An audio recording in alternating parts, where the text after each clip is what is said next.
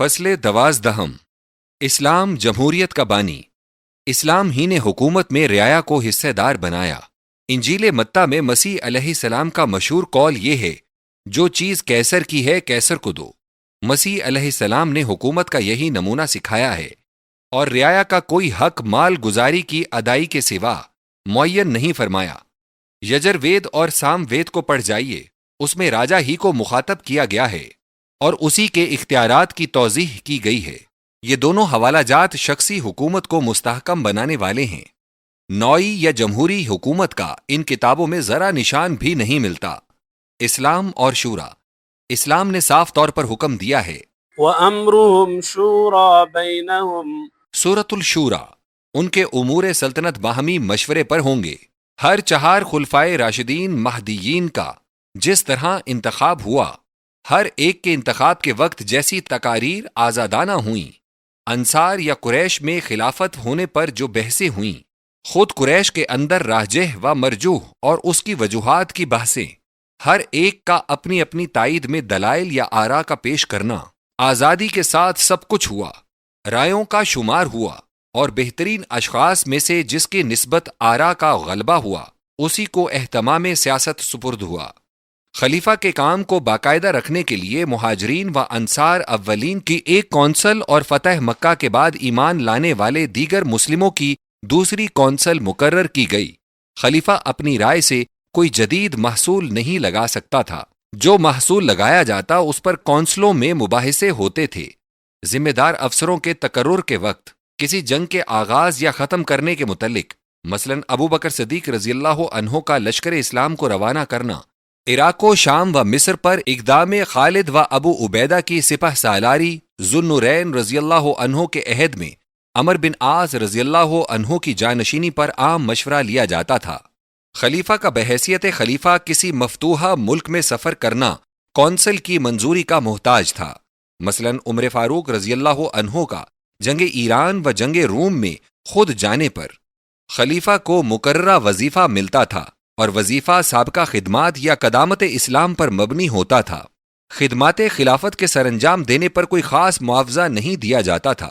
عمر فاروق رضی اللہ عنہ صرف بدریوں کا وظیفہ لیتے تھے۔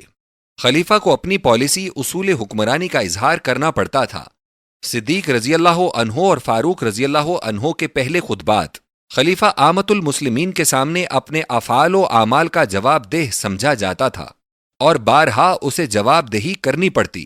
فاروق رضی اللہ عنہ و مرتضیٰ رضی اللہ عنہ کی بابت ایسے بہت سے واقعات ہیں۔ یورپ میں قدیم ترین پارلیمنٹ انگلستان کی ہے، لیکن انگلستان کی پارلیمنٹ بھی خلافت اسلامیہ سے 8-9 صدیوں کے بعد کی ہے۔ آج دنیا اس نوعی و جمہوری طرز حکومت کی خوبیوں پر متفق ہے۔ اسلام کا یہ احسان جملہ اقوام پر ہے۔ ویٹو پاور کا خاتمہ، شورا سے کوئی مقدس ہستی بھی مستثنی نہیں۔ اللہ تعالیٰ کا یہ حکم نبی کریم صلی اللہ علیہ وسلم کے لیے ہے۔ وَشَاوِرْهُمْ فِي الْأَمْرِ، سورہ آل عمران۔ امور سلطنت میں آپ لوگوں سے مشورہ کر لیا کیجیے۔ وہ نبی جو مطبوع کل اور سید عالم، صاحب الکتاب، صاحب الشرع ہے، جس کا کوئی حکم اللہ کی اجازت کے بغیر نہیں ہوتا، اسے مشورے کا حکم دیا گیا تاکہ کوئی شخص بھی تقدس اور کمال کی بنیاد پر اس حکم سے مستثنی نہ سمجھا جائے۔ عہد نبوت کے چند واقعات کا حوالہ درج ذیل ہے۔ نمبر 1، حدیبیہ میں مکہ کے لیے سفیر کا معاملہ مشورت میں لایا گیا اور مشورت پر طے ہوا۔ نمبر 2، میدان احد کو جنگ کے لیے انتخاب کرنے کا معاملہ مشورت میں لایا گیا اور اسی اصول پر طے ہوا۔ رئیس المنافقین ابئی کو اس بات کا سخت صدمہ تھا کہ اس کی رائے کی بمقابلہ کثرت آراء کوئی وقت نہ کی گئی۔ نمبر 3، جنگ آوران احزاب کی پیش کردہ شرائط کو سرداران انصار سعد بن معاذ رضی اللہ عنہ اور سعد بن عبادہ رضی اللہ عنہ کے سامنے پیش کیا گیا اور انہی کی رائے پر فیصلہ ہوا۔ نمبر 4، طائف سے محاصرہ اٹھائے جانے کو سرداران فوج کے سامنے پیش کیا گیا، اور تب ہی یہ محاصرہ اٹھایا گیا جب وہ اس پر متفق ہو گئے۔ نمبر 5، اسیران بدر سے سلوک کا معاملہ مشورت میں لایا گیا اور مشورت کے بعد ہی طے ہوا۔ نمبر 6، عدالت کا اعلیٰ محکمہ قاضی القضاء بالکل آزاد اور خود مختار ہوتا تھا، اس پر سلطنت کا رعب یا سلطان کا ذاتی دباؤ کچھ بھی نہ تھا۔ آج آئینی حکومت کے جملہ بادشاہ اور حکمران اسی اصول پر کاربند ہیں، اور انہی اصول کو سلطنت و حکمرانی کا بہترین طریق تسلیم کیا جاتا ہے۔ لہٰذا یہ اسلام کی خصوصیات سے ہے کہ اس نے جملہ اقوام عالم کو اس اصول سے روشناس کیا اور اس اصول کی برکات سے متمتع بنایا۔ فصل 13 اسلام قومیت سے بالا تر ہے۔ اسلام ہی کی بنیاد قومیت سے بالا تر رکھی گئی ہے۔ عموماً دنیا میں 3 چیزیں تمام مذاہب اور جملہ ممالک پر حکمران رہی ہیں کہ ان کے دائرہ حکومت سے نکلنے کی کسی کو جرت نہیں ہوئی۔ نمبر 1 نسل، نمبر 2 زبان، نمبر 3 رنگت۔ قومی امتیاز کی 3 بنیادیں۔ نمبر 1 بلحاظ نسل جو حقوق برہمنوں کو ہندوستان میں چھتری ویش شودر چنڈال لوگوں پر رہے ہیں، یا جو حقوق بنی اسرائیلیوں میں بنی لاوی کے لیے خاص ہیں، یا جو حقوق سلطنت اولاد یعقوب علیہ السلام میں بنی یہودا کے لیے مختص رہے ہیں۔ عرب میں قریش کو دیگر قبائل پر جو تفوق رہا ہے وہ سب کے نزدیک مسلمہ ہے۔ نمبر 2 ہر ایک زبان کو اپنی حکومت کی تائید سے جو برتری دنیا میں بامقابلہ السنۂ دیگر رہی ہے۔ سنسکرت کا غلبہ پراکت اور تامل وغیرہ زبانوں پر، عبرانی کا غلبہ دیگر لغات پر، لیٹن کا غلبہ یورپ کی زبانوں پر، انگریزی کا اس وقت غلبہ ان سب زبانوں پر جو برطانوی جھنڈے کے تلے آباد ہیں، فارسی کا غلبہ اس وقت کا جب ہندوستان و کابل و خراسان و ترکستان میں یہی زبان حکمرانوں کی زبان تھی۔ عربی زبان کی فوقیت دنیا کی سب زبانوں پر اس وقت جبکہ عرب اپنے مقابلے میں سب کو عجمی یعنی گونگے کہا کرتے تھے۔ ہر زبان کا دوسری زبانوں پر غلبہ اپنے اپنے ادوار میں رہا ہے، اور اسی اتحاد زبان یا اختلاف زبان پر حقوق انسانیت کی تقسیم ہوتی رہی ہے۔ نمبر 3 سرخ رنگ یا زرد رنگ یا مسیحی رنگ یا گندمی رنگ یا سفید رنگ یا سیاہ انسانوں کے حقوق و مناصب میں ہمیشہ سے جو امتیازات رہے ہیں، اور ہر ایک حکمران قوم نے اپنی رنگت کے سوا دوسری رنگت کے انسانوں کے ساتھ جو جو سلوک کیے ہیں، تاریخ عالم ان واقعات پر اب تک لہو کے آنسو بہا رہی ہے۔ ان بنیادوں کا انہدام اسلام نے جو اللہ عہد کا واحد دین ہے، ان ہر سہ امتیازات کی دیواروں کو مٹایا، پست و بلند کو ہموار سطح پر کھڑا کیا، اور دنیا کے سب ملکوں اور سب قوموں کی شیرازہ بندی کے لیے صرف دین واحد کو پیش کیا۔ نمبر 1 امتیاز نسل کے متعلق فرمایا، وبدأ خلق الإنسان من طين ثم جعل نسله من سلالة من ماء مهين۔ سورہ سجدہ انسان اولین بشر کو مٹی سے پیدا کیا اور پھر اس کی نسل کو ایک حقیر پانی سے چلایا۔ مختصراً افراد انسانی کو بتایا گیا ہے کہ نہ تو وہ خود نسلی امتیاز کا حقدار ہے اور نہ سب انسانوں کے باوا جان ہی تھے۔ پھر یہ بھی فرمایا کہ ان اکرمکم عند اللہ اتقاکم۔ سورۃ الحجرات سب انسانوں میں زیادہ عزت والا وہ ہے جو اللہ کی تعظیم میں سب سے بڑھا ہوا ہو۔ نمبر 2 اور 3 زبان اور رنگ کا فیصلہ بھی فرما دیا، اور فیصلہ بھی کیسا عجیب۔ واختلاف السنتکم والوانکم۔ سورۃ الروم بھانت بھانت کی بولیاں، زبانیں اور جدا جدا رنگ اللہ تعالیٰ کی قدرت کاملہ کے نشان ہیں۔ لیجئے اب تو کسی کو بھی اپنی زبان اور رنگ کے متعلق کچھ جھگڑا نہ رہے گا۔ ثابت ہو گیا کہ اسلام کی بنیادی تعلیم نہ اختلاف نسل ہے، نہ اختلاف زبان ہے، نہ اختلاف رنگ ہے، بلکہ اس کی بنیاد خدا شناسی پر ہے، اور ہر شخص کو اس بارے میں بخوبی آزادی ہے کہ وہ قرب و رضوان الہی کے جس دروازے سے چاہے اس سے داخل ہو جائے۔ یہ خصوصیت یقیناً اسلام ہی کو حاصل ہے۔ فصل 14 اپنے مرکز اول میں اب تک قیام۔ اسلام ہی اپنے مہد و گہوارہ میں آج تک قائم ہے، دیگر مذاہب اپنے مراکز اول سے محروم۔ زرتشت بزرگوار جہاں پیدا ہوئے تھے اور جہاں سے انہوں نے پند و انذار شروع کیا تھا، بدھ گوتم جہاں پیدا ہوئے تھے، جہاں انہوں نے سخت ریاضت برداشت کی تھی، جہاں انہوں نے اپنے اصول پر پہلی تقریر کی تھی، وہ وادی اور میدان جہاں رشیوں نے وید کی شریطوں کے درشن پائے تھے، وہ مصر، اور مصر سے فلسطین تک کی راہ، اور خود فلسطین جس سے موسیٰ علیہ السلام اور یوشع بن نون علیہ السلام کے معجزات و فتوحات کا تعلق ہے، وہ داؤد علیہ السلام و سلیمان علیہ السلام کے مستقر خلافت جہاں اسباط اثنا عشر نے حکومت کی تھی، وہ پہاڑ اور دشت جہاں پارس ناتھ جی کی سنکھتیں بیٹھیں۔ غرض مذاہب قدیمیہ کے جملہ معدن و مخزن آج اغیار کی حکومت میں ہیں، اور ان مقامات پر تو ان مذاہب کا اصلی نشان بالکل نابود اور بے نشان ہو چکا ہے، اور یا دیگر مذاہب اور دیگر اقوام نے بھی ان مقامات میں سکونت اور حقوق تمدن میں ان کے برابر کا درجہ حاصل کیا ہوا ہے، اور اس اصلی مذہب کو اس جگہ کوئی خاص تفوق اور امتیاز قطعاً حاصل نہیں۔ اس تخر اور بلخ، نیپال کی ترائی اور بنارس آریہ ورت یعنی پنجاب و یو پی کا حصہ کثیر، آبو الموڑا جگن ناتھ جی اور ست نرائن، گنگا و جمنا وغیرہ وغیرہ سب پر نظر ڈال جاؤ تاکہ ہمارے خیال کی صحت و وقت بخوبی واضح ہو جائے۔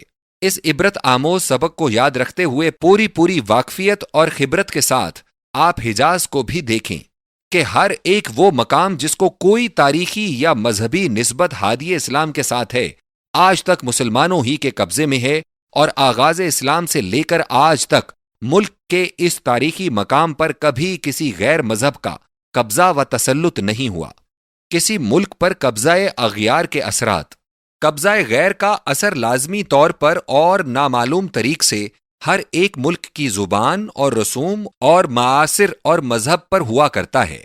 ہم کو معلوم ہے کہ پارسیوں کے پاس ان کے پاک نوشتے موجود نہیں رہے۔ یہ ظاہر ہے کہ اگر سکندر مقدونی کا قبضہ ایران پر نہ ہوا ہوتا اور طوائف الملوکی نیز خانہ جنگی نے ایران کو ویران کر دیا ہوتا، گو ارد شیر بابکان جیسا دانش آموز بادشاہ اپنے پاس نوشتوں کی فراہمی سے یعنی 3 صدی قبل از اسلام مایوس نہ ہو گیا ہوتا۔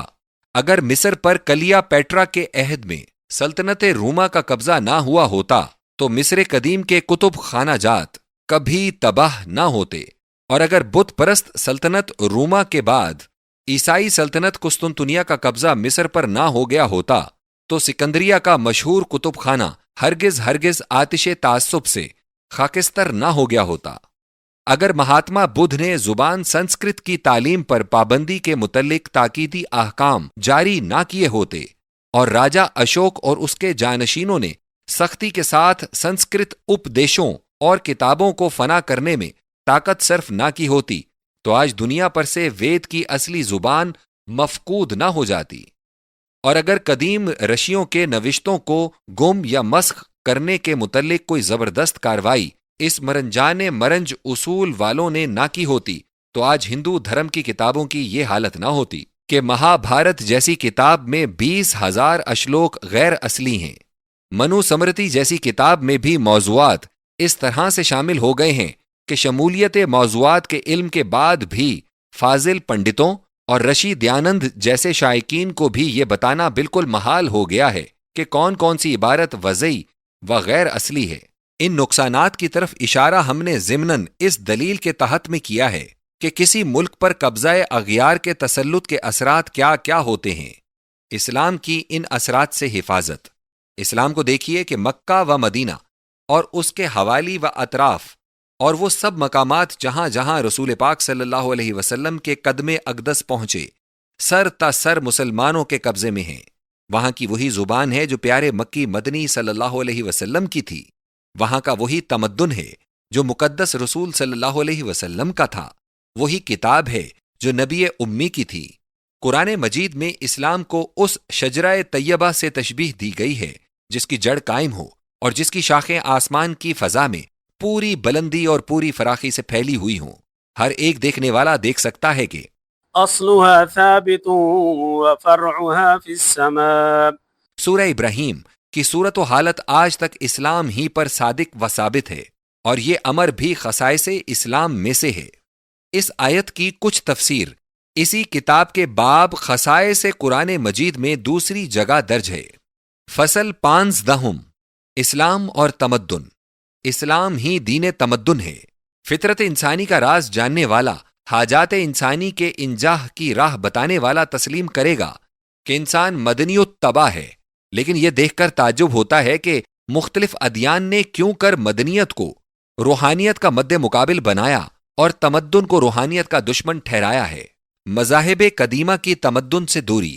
جب ہم دیکھتے ہیں کہ شہزادہ گوتم اپنی نوجوان بیوی اور نوزائیدہ بچے کو سوتا ہوا چھوڑ کر رات کو بھاگ جاتا اور جنگلوں میں رہ کر سخت سے سخت ریاضتوں کا متحمل بنتا ہے، تو ہم کیا سمجھ سکتے ہیں کہ اس بیدار دل نے انسان کا مدنی الطبع ہونا معلوم کر لیا تھا۔ جب ہم وید بیاس جی کو آبادی سے نفور اور مادر و پدر سے دور رہتا ہوا دیکھتے ہیں تو کیا فیصلہ کر سکتے ہیں کہ انہوں نے واجبات تمدن کا گہرا مطالعہ کیا تھا؟ جب ہم انجیل میں وہ مکالمہ پڑھتے ہیں جس میں خدا کی راہ میں خصی بننے کا ذکر ہے، تو کیا خیال کر سکتے ہیں کہ انہوں نے آدم و حوا کے جوڑے کو عزت کی نگاہ سے دیکھا تھا؟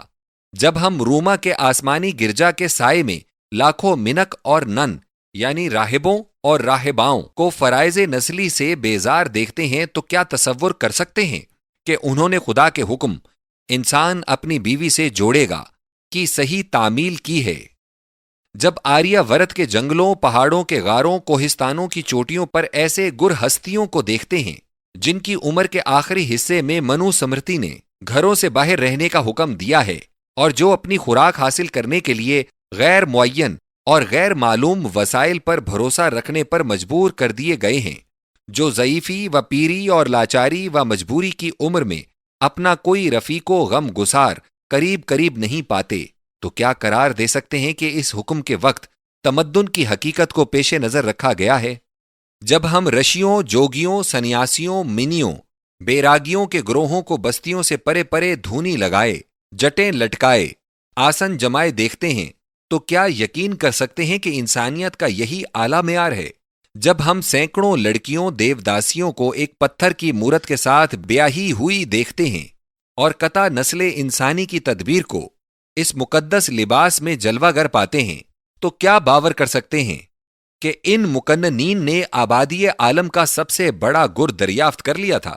میرے دوستو، یہ سب کرشمے ایسی تعلیم کے ہیں جس نے نہ انسان کو سمجھا اور نہ طبع انسانی کا فلسفہ معلوم کیا اور نہ اس پر عمل کرنے کو کچھ اہمیت دی۔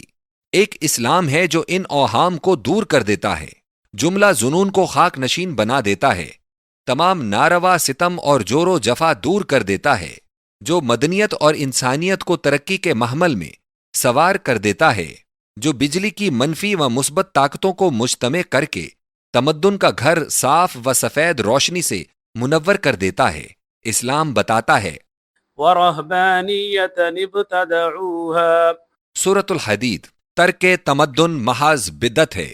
اسلام کے اصول تمدن، عورتوں کے حقوق، اسلام ہی عورتوں کو تمدن میں برابر کی جگہ دیتا ہے اور ان کے مساویانہ حقوق کو بحال کرتا ہے۔